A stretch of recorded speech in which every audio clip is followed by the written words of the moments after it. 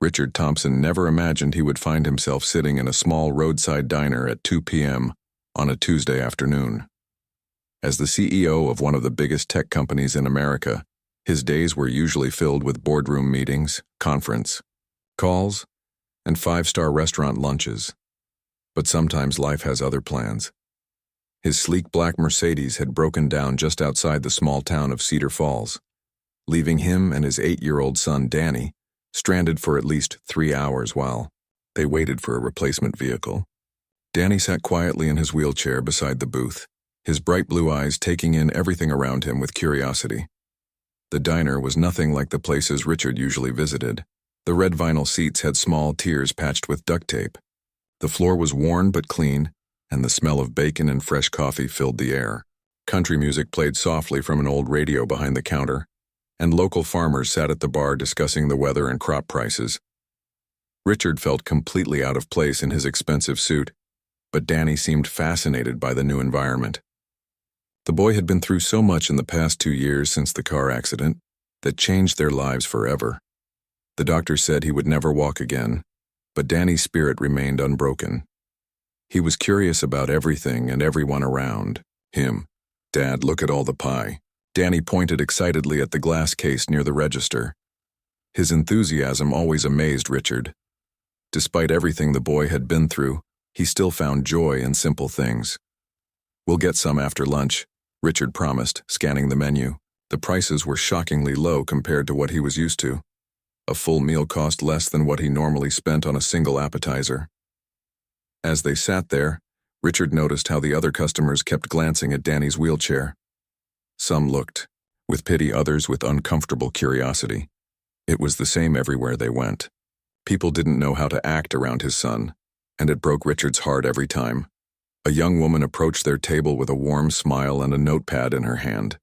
She had kind brown eyes and wore a simple uniform with a name tag that read, "Lisa." Her hair was pulled back in a practical ponytail, and despite the busy lunch rush, she didn't seem rushed or stressed. "Hi there. Welcome to Rosie's Diner," she said cheerfully, addressing both Richard and Danny equally. "What can I get?" "You folks to drink?" Danny immediately perked up. "Can I have chocolate milk?" "Of course you can, sweetheart," Lisa replied, writing it down. "And for you, sir?" "Just coffee black," Richard answered, surprised by how naturally she spoke to Danny. Most servers either ignored his son completely or spoke to him in that overly sweet voice people used with babies.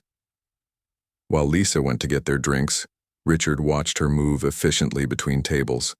She knew almost everyone in the diner by name.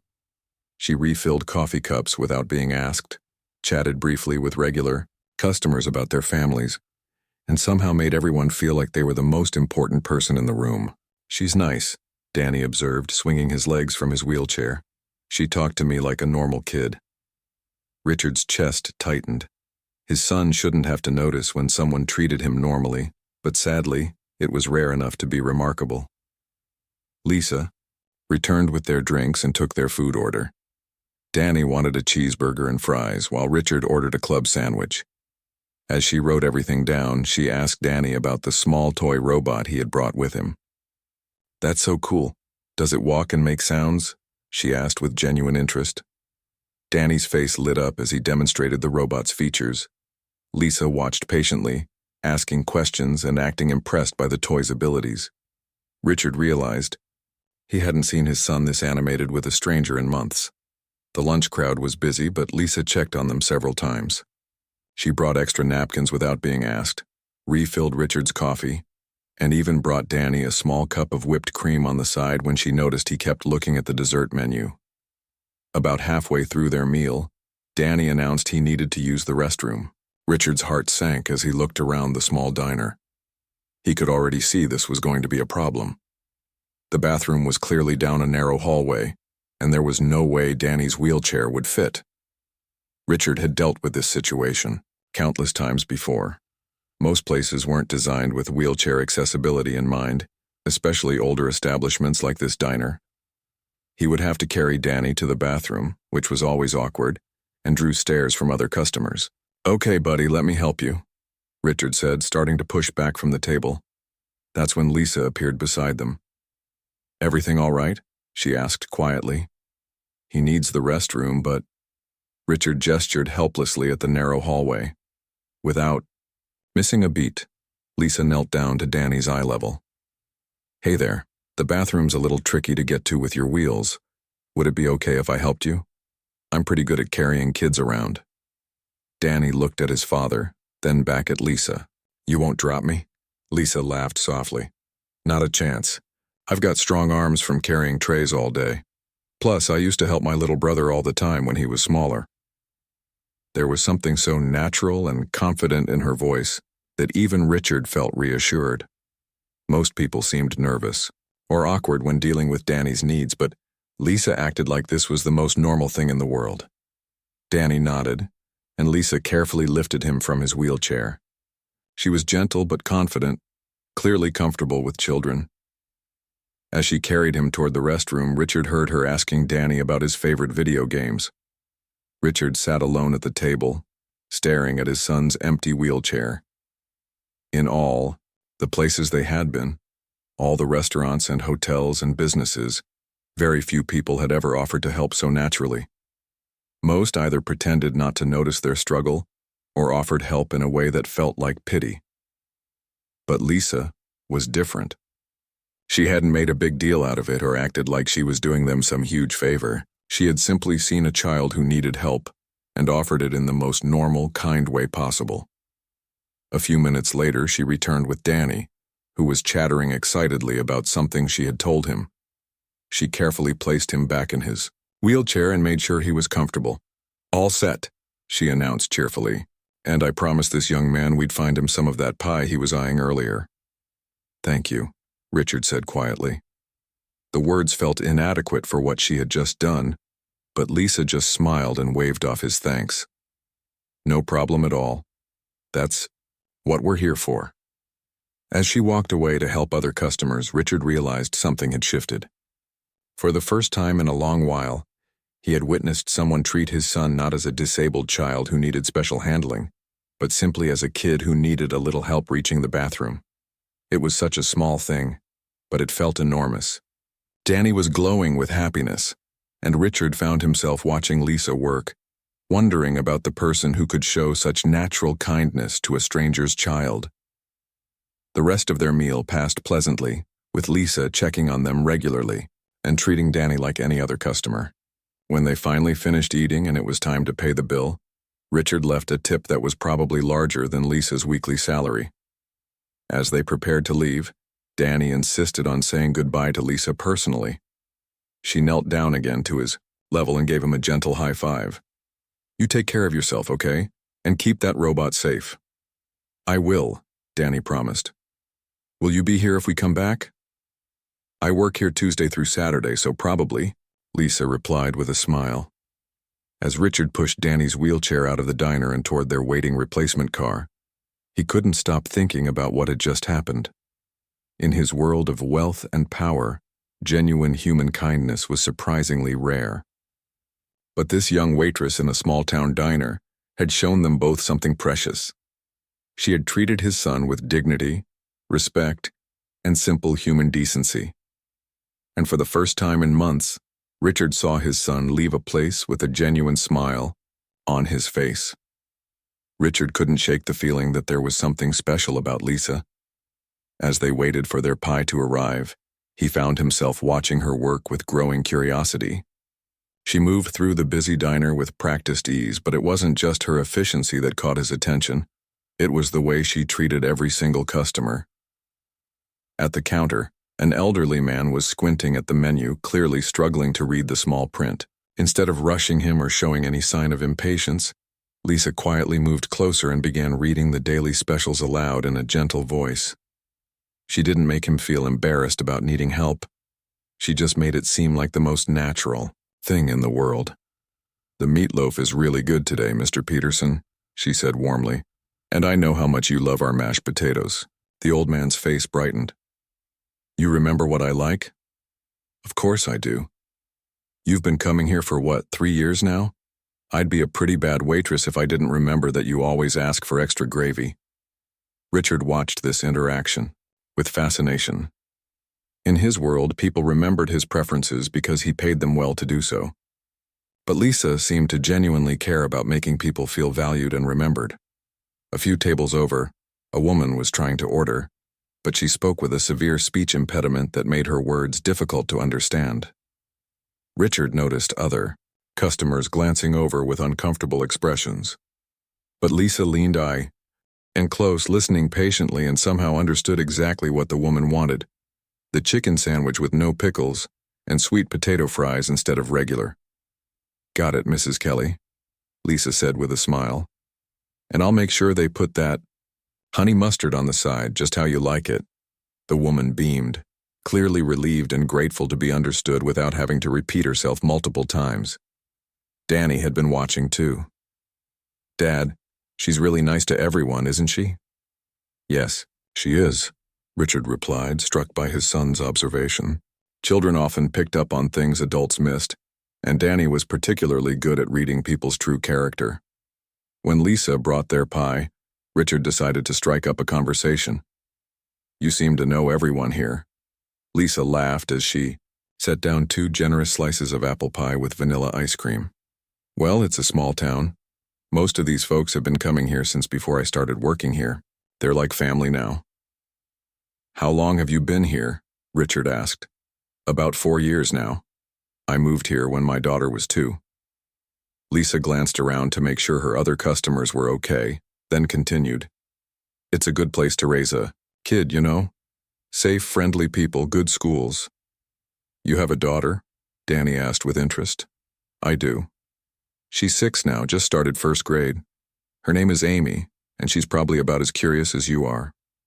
Lisa smiled at Danny. "She asks about a million questions every day." Richard found himself genuinely curious about this woman's life. "Is she here in town?" "She's at school right now. Then she goes to my neighbor's house until I get off work. Mrs. Chen next door watches her for me every afternoon. I don't know what I'd do without her help." There was something in Lisa's voice when she mentioned childcare that suggested it wasn't always easy to arrange. Richard recognized the tone of someone juggling multiple responsibilities with limited resources. "It must be challenging working and raising a daughter on your own," he said carefully. Lisa's expression didn't change, but Richard caught a brief flash of something in her eyes. Pride, maybe, or determination. "We manage just fine. Amy's a good kid, and this town takes care of its own." Danny had been listening intently to their conversation. Now he spoke up with the directness that only children possess. "Lisa, how come you're so good with kids like me?" Richard tensed, unsure how Lisa would respond to such a personal question, but she didn't seem bothered by it at all. "Well, I have some experience with kids who need extra help," she said simply. "My little brother Tommy has some challenges too. He can't walk very well because of something called cerebral palsy. I helped take care of him when we were growing up." "Really?"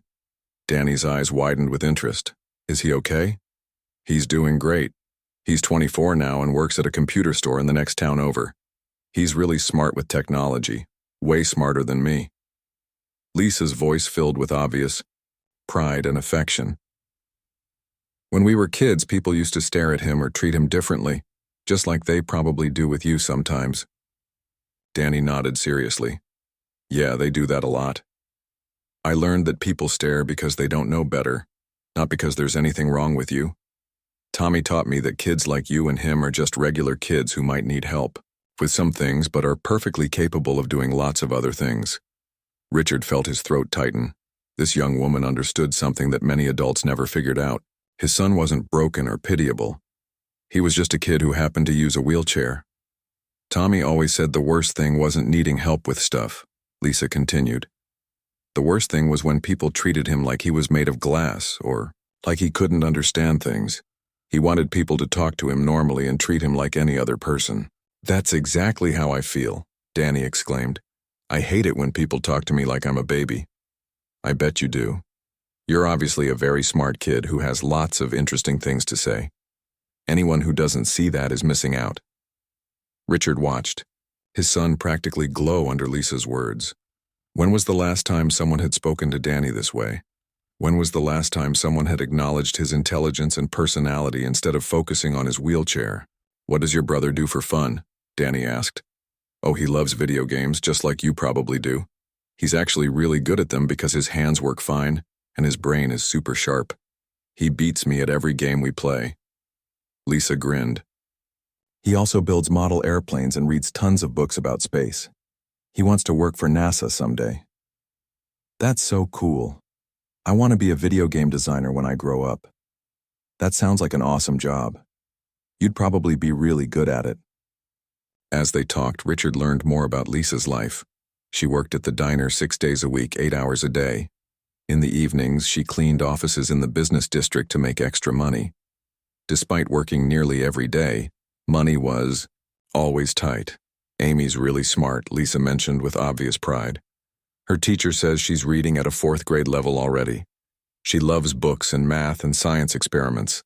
Sometimes I worry this little town won't be able to challenge her enough as she gets older." Richard heard the unspoken concern in her voice. In a small town with limited resources, a gifted child might not get the opportunities she deserved. "Have you thought about what you'd like to do long-term?" Richard asked. "I mean, besides working here?" Lisa's face brightened with a dream she clearly didn't get to talk about often. "Actually, I've always wanted to go back to school.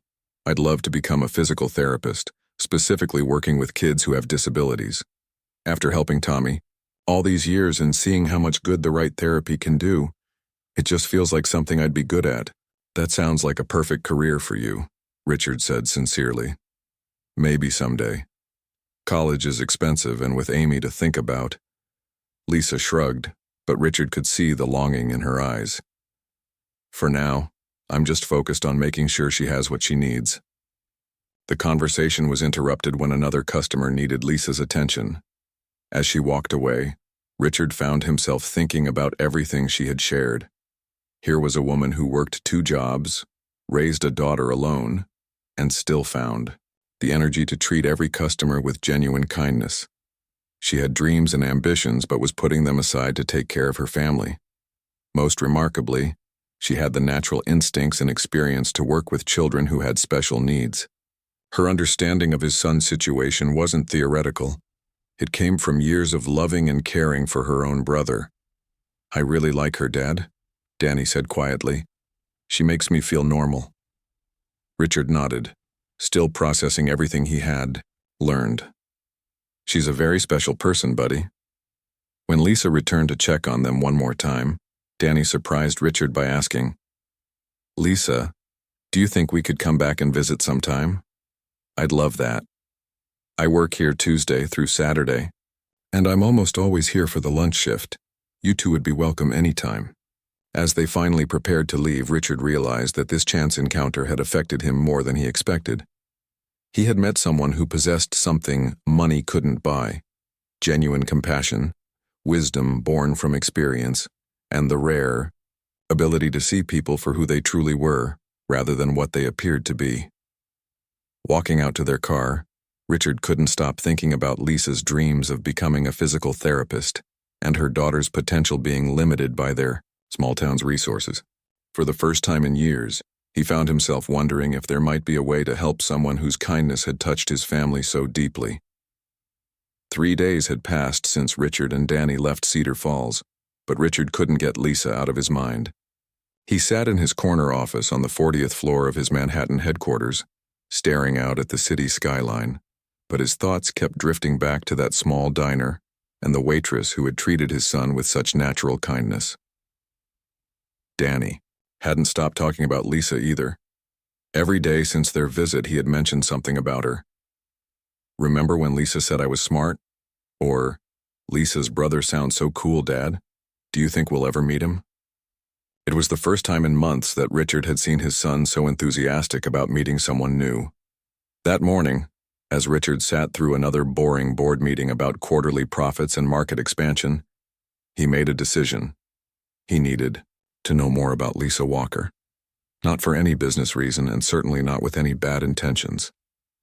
He simply felt compelled to understand more about the woman who had made such an impression on both him and his son.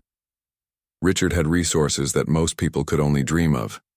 Within a few hours of making some phone calls, he had a complete background report sitting on his desk. What he read both amazed and troubled him. Lisa Marie Walker, age 28, had lived in Cedar Falls for 4 years. Before that, she had grown up in a small farming community about 200 miles away. Her parents had died in a car accident when she was 22, leaving her responsible for her younger brother Tommy, who was 18 at the time and had cerebral palsy.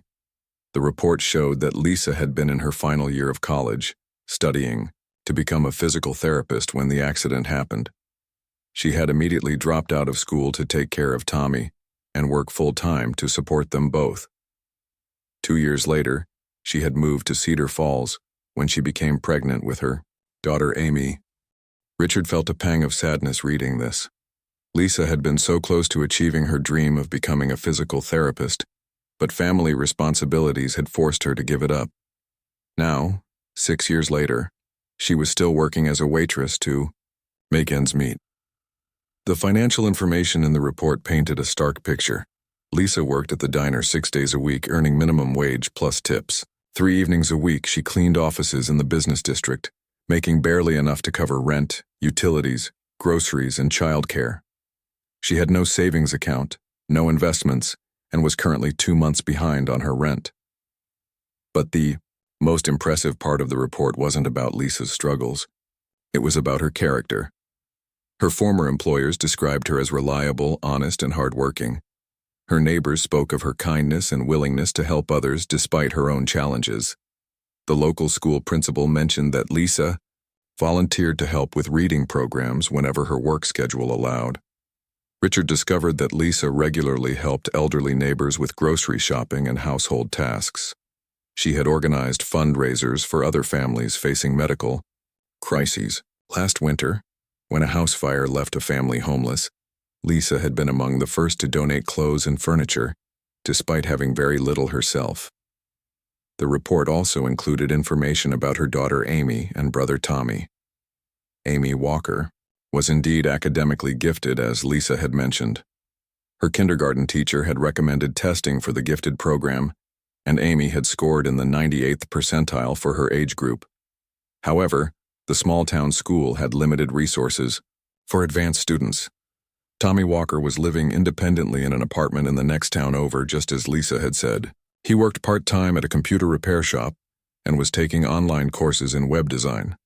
The report noted that he had overcome significant physical challenges to achieve independence, largely due to his sister's support and encouragement during his teenage years.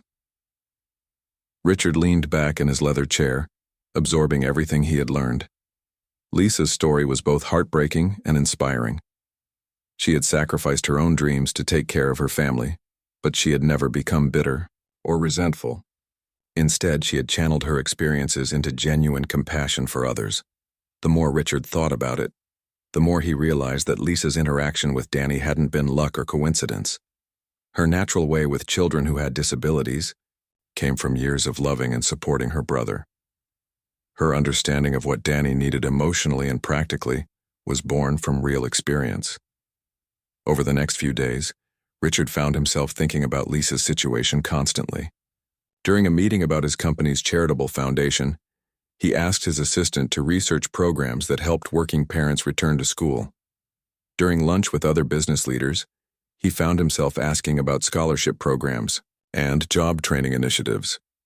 His assistant, Jennifer, noticed his unusual interest in these topics. "Is there a particular program you're thinking of supporting?" she asked one afternoon.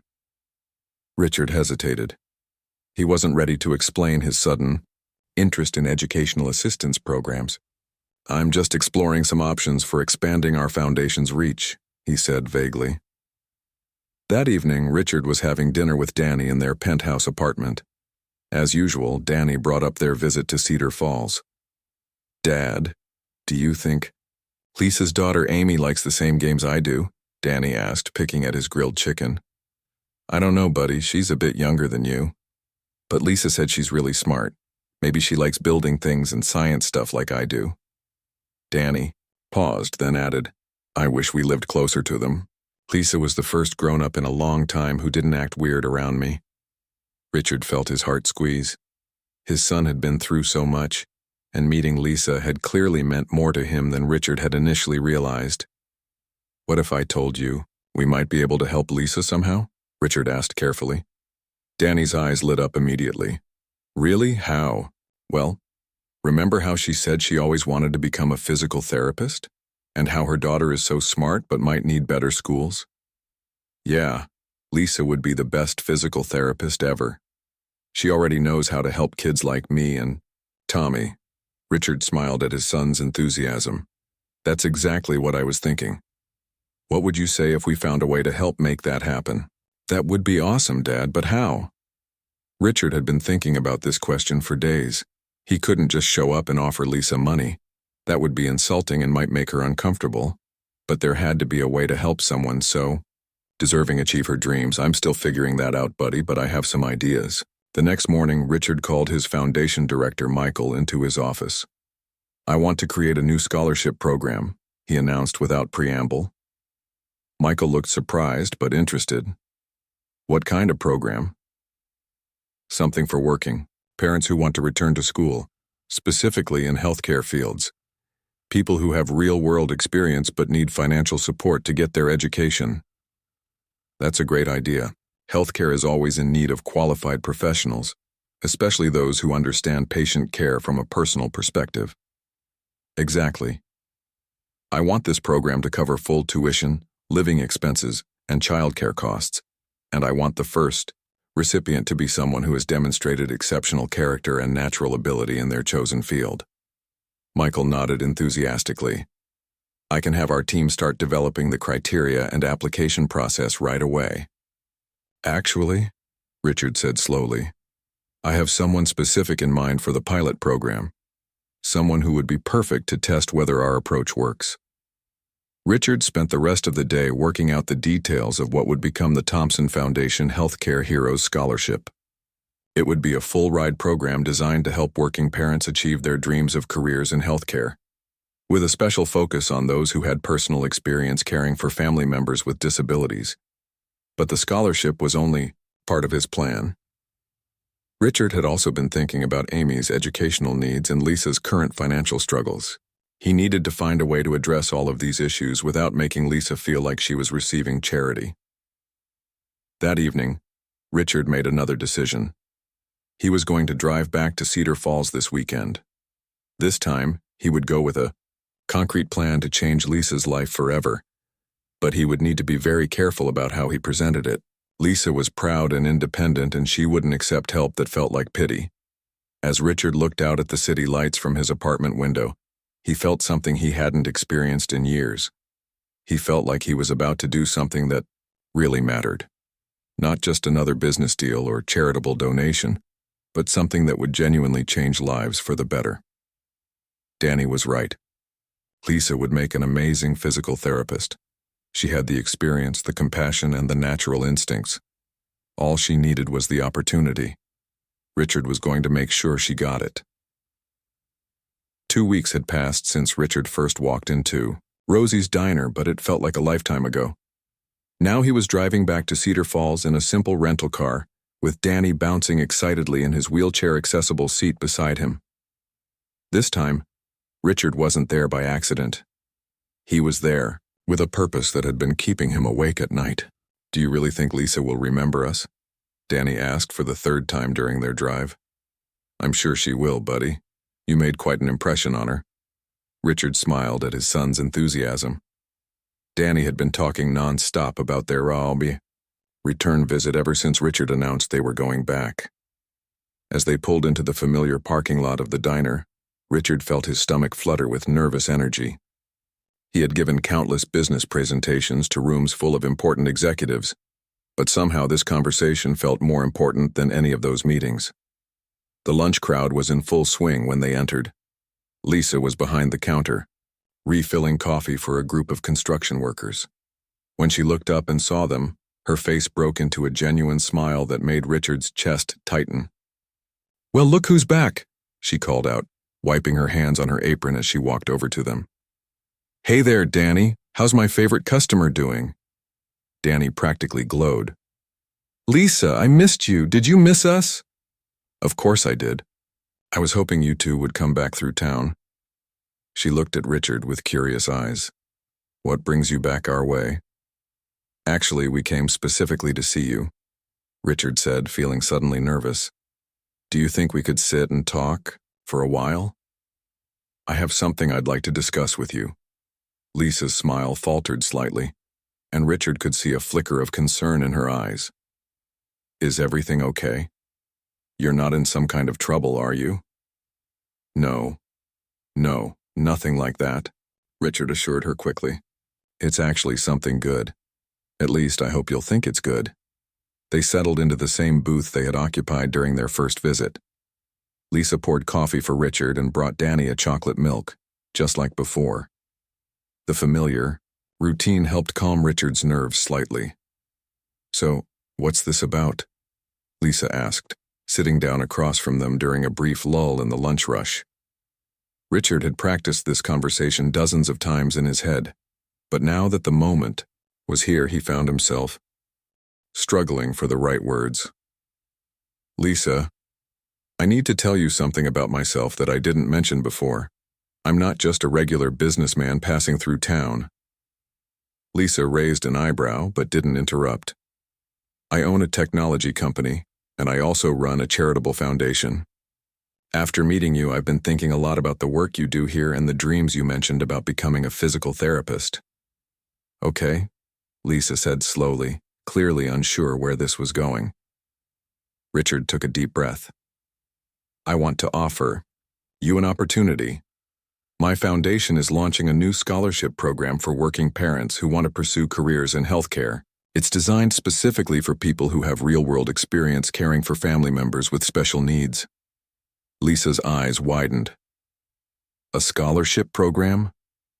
Full tuition, living expenses, childcare costs, everything you would need to complete your education and become a licensed physical therapist. Richard watched Lisa's face carefully, trying to gauge her reaction.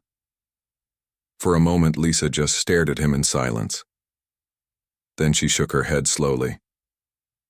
I don't understand. You're offering me money to go to school? Just like that? Not just money, Richard said quickly. An opportunity. Lisa, in the short time I've known you, I've seen something remarkable. You have a natural gift for working with children who have disabilities. You understand their needs in a way that can't be taught in textbooks because you've lived it with your brother. Lisa glanced around the busy diner, then back at Richard. This is because of how I helped Danny, isn't it? You feel like you owe me something. No, Richard said firmly. This is because I recognize potential when I see it. You're already doing the work of a physical therapist every time you help someone in this community. You just don't have the official training and credentials yet. Danny, who had been listening intently, suddenly spoke up. Lisa, you should do it. You'd be the best physical therapist ever, and then you could help lots of kids like me. Lisa smiled at Danny, but Richard could see the doubt in her eyes. This is very generous, but I can't just accept charity from strangers. I have to earn my way. That's exactly why I'm not offering you charity, Richard replied. I'm offering you a job. Lisa looked confused. A job? My foundation needs someone to develop and oversee our new pediatric outreach program. Someone who understands what families dealing with disabilities really need. Someone who can connect with children and parents on a personal level. Richard Yo leaned forward. The position would start immediately while you're completing your education. You'd work part-time developing programs and policies, and we'd adjust your schedule around your classes. I don't understand. You barely know me. How can you offer me a job? Richard smiled. Lisa, I've been in business for 15 years.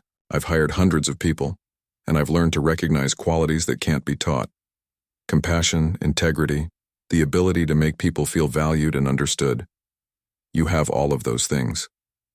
Lisa was quiet for a long moment, clearly processing what Richard was saying.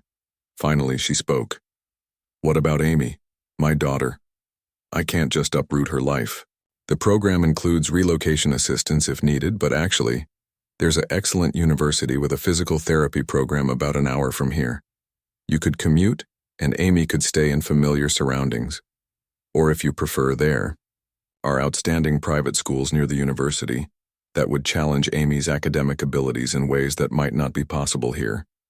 Richard could see that Lisa was starting to take the offer seriously, but he also saw fear in her eyes. "This all sounds too good to be true," she said quietly. "I know it does. 2 weeks ago, if someone had told me I'd be sitting in a small-town diner offering a job to a waitress I'd just met, I would have thought they were crazy." Richard's voice became more earnest.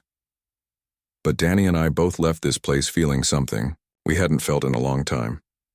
You treated my son like he was valuable and capable and normal. Do you have any idea how rare that is?" Lisa looked at Danny, who was nodding enthusiastically. "Your dad's right, Lisa. Most people look at my wheelchair first and me second, but you looked at me first." Richard continued. "The Foundation's board members want to interview you, of course, but I've already told them about your experience with your brother and your natural understanding of what families like mine need. They're excited to meet you." "You've already told them about me?" Lisa seemed overwhelmed. "I told them I found someone with the perfect combination of personal experience and professional instincts to lead our new program, someone who could help us reach families in small communities who don't have access to quality services." Lisa stood up abruptly. "I need a minute to think about this. This is..." She gestured helplessly. "This is my whole life you're talking about changing." "I know it's a lot," Richard said gently. "But Lisa, some opportunities only come once, and sometimes they come exactly when we need them most." Lisa walked to the window and stared out at the parking lot. Richard could see her shoulders trembling. Slightly, when she turned back around, there were tears in her eyes. "Why?" she asked simply. "Why would you do this for someone you barely know?" Richard thought about all the reasons he could give. He could talk about his foundation's mission, or his desire to help deserving people, or his belief in giving back to the community. But in the end, the truth was simpler than that. "Because you helped my son feel normal for the first time in 2 years. Because you have a gift that shouldn't be wasted serving coffee when you could be changing lives. And because sometimes, when good people are struggling despite doing everything right, other people should step in to help." Lisa wiped her eyes and sat back down. "If I said yes, when would this start?" "As soon as you're ready. The spring semester begins in 3 months, which would give you time to apply to schools and make arrangements. Your foundation work could start even sooner." Danny reached across the table and took Lisa's hand. "Please say yes, Lisa. I know, you'll help so many kids feel better about themselves." Lisa looked at Danny, then at Richard. For the first time since he'd made his offer, Richard saw hope replace the fear in her eyes. "Can I have some time to think about it, maybe talk to Amy and Tommy?" "Of course," Richard said, feeling a surge of relief that she hadn't said no. "Take all the time you need. But Lisa, I want you to know that this offer isn't going anywhere. Whether you decide today or next month, the opportunity will be waiting for you." As they prepared to leave the diner, Lisa gave Danny another one of her warm hugs. "Thank you for believing in me," she whispered. "Thank you for believing in me first," Danny whispered back. Walking to their car, Richard felt a mixture of hope and nervousness. He had put everything on the table. Now it was up to Lisa to decide whether she was ready to change her life forever. 8 months had passed since that life-changing conversation at Rosie's diner, and Lisa could hardly believe how different her world had become. She stood in the hallway of Cedar Falls Community Health Center, watching through the window as 6-year-old Jake practiced walking between parallel bars. His face was scrunched up with concentration, but his eyes sparkled with determination that reminded her so much of her brother Tommy when he was younger. "You're doing amazing, Jake," Lisa called out encouragingly. "Remember what we practiced. One step at a time, and don't worry if you need to rest." Jake looked up and grinned at her. 3 months ago, his parents had been told he might never walk without assistance. Now he was taking independent steps, and his confidence grew stronger every day. Lisa's phone buzzed with a text message from Amy. "Mom, I got an A+ on my science project about the solar system. Mrs. Rodriguez says I can enter it in the county fair." Lisa smiled as she typed back, "That's wonderful, sweetheart. I'm so proud of you. We'll celebrate with ice cream after I get home from work." The transition hadn't been easy. When Lisa first accepted Richard's offer, she had been terrified. Moving Amy to a new school, starting college classes after 6 years away from academics, and learning to work with the Thompson Foundation had felt overwhelming. But Richard had been true to his word about supporting her every step of the way. The foundation had connected Lisa with Dr. Patricia Williams, a renowned pediatric physical therapist who became her mentor. Dr. Williams had 20 years of experience working with children who had disabilities, and she immediately recognized Lisa's natural instincts. "You have something I can't teach in a classroom," Dr. Williams had told Lisa during their first meeting. "You understand what these kids need emotionally, not just physically. That's going to make you an exceptional therapist." Lisa's work with the foundation had started small. She visited families in rural communities around Cedar Falls, helping them understand their options for therapy and support services. But word spread quickly about the young woman who really listened to parents' concerns and treated their children with such genuine care. Soon Lisa was developing training programs for other healthcare workers, teaching them how to communicate effectively with families dealing with disability. She created resource guides for parents and helped establish support groups in 3 different counties. The most rewarding part of her new role was working directly with children. Lisa had a gift for making therapy sessions feel like play rather than work. She understood that kids like Jake needed to feel capable and strong, not broken or different. "Miss Lisa," Jake called out during one of their sessions, "do you think I'll be able to play soccer someday?" "I think you'll be able to do anything you set your mind to," Lisa replied honestly. "It might look a little different than other kids, but that doesn't make it less amazing." Jake's mother, who was watching from the corner, wiped away tears. Later, she pulled Lisa aside. "You don't know what you've done for our family. For months, we felt so lost and scared. You've given us hope again." These moments reminded Lisa why she had taken such a big leap of faith in accepting Richard's offer. Every child she helped, every family she supported, made all the challenges worth it. Amy had adjusted beautifully to their new life. The private school Richard had recommended was perfect for her curious mind. She was taking advanced classes in mathematics and science, and her teachers were nurturing her love of learning in ways the small-town school never could have. "Mom, did you know that some stars are so big that if you put them where our sun is, they would reach past Mars?" Amy chattered excitedly one evening as Lisa helped her with homework. "That's incredible, sweetheart. You're learning so many amazing things. My teacher says I might be able to get into a special summer program for kids who love science. Can I do it?" Lisa's heart swelled with pride and gratitude. A year ago, Amy's biggest educational opportunity would have been helping younger kids with reading. Now she had access to programs that could nurture her potential in ways Lisa had never dreamed possible. Danny had become a regular part of their lives too. Richard brought him to visit at least once a month, and the boy had formed a special friendship with both Lisa and Amy. Danny loved hearing about Lisa's work and often shared ideas for making therapy more fun for kids. "What if you had video games that kids could play while they're doing their exercises?" Danny had suggested during one visit. That way it wouldn't feel like work. Lisa had been so impressed with the idea that she'd presented it to the foundation's board. They were now developing a pilot program using gaming technology to make physical therapy more engaging for children. Richard's transformation had been just as remarkable as Lisa's. The successful businessman had discovered something more fulfilling than profit margins and market shares. He had found purpose in making a real difference in people's lives. "I used to measure success by how much money my company made each quarter," he confided to Lisa one afternoon as they watched Danny and Amy play together in the center's playground. "Now I measure it by how many kids like Jake learn to walk again, or how many families feel less alone in their journey." Richard had expanded the foundation's work significantly. They now operated mobile therapy units that traveled to rural communities, providing services to families who couldn't travel to major cities for treatment. Lisa oversaw the program, but she also continued her studies, working toward her physical therapy degree. Tommy had been Lisa's biggest cheerleader throughout the entire process. He visited regularly and had even started volunteering at the center, using his computer skills to help with administrative tasks and teaching older kids about technology. "I'm so proud of you, sis," he told Lisa one evening as they watched Amy help a younger child with a puzzle. "You always took care of everyone else. It's about time someone took care of you."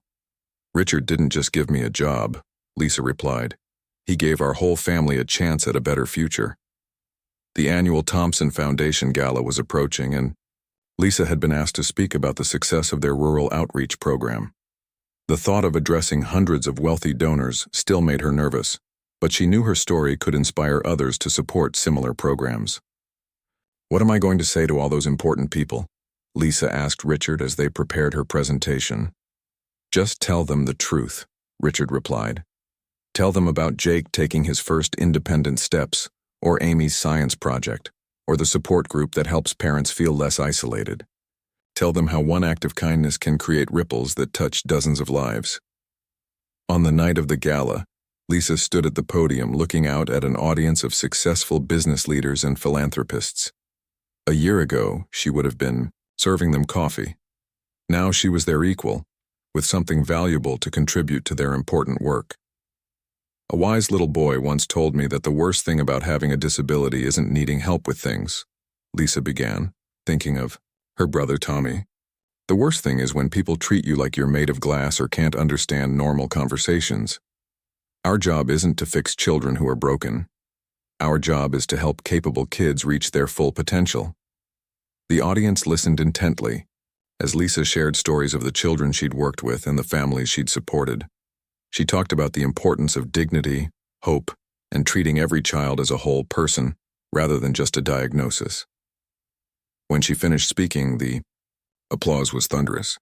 But more importantly, several audience members approached her afterward with offers to fund similar programs in their own communities. As Lisa drove home that night, she thought about the incredible journey that had started with a simple act of kindness in a small diner.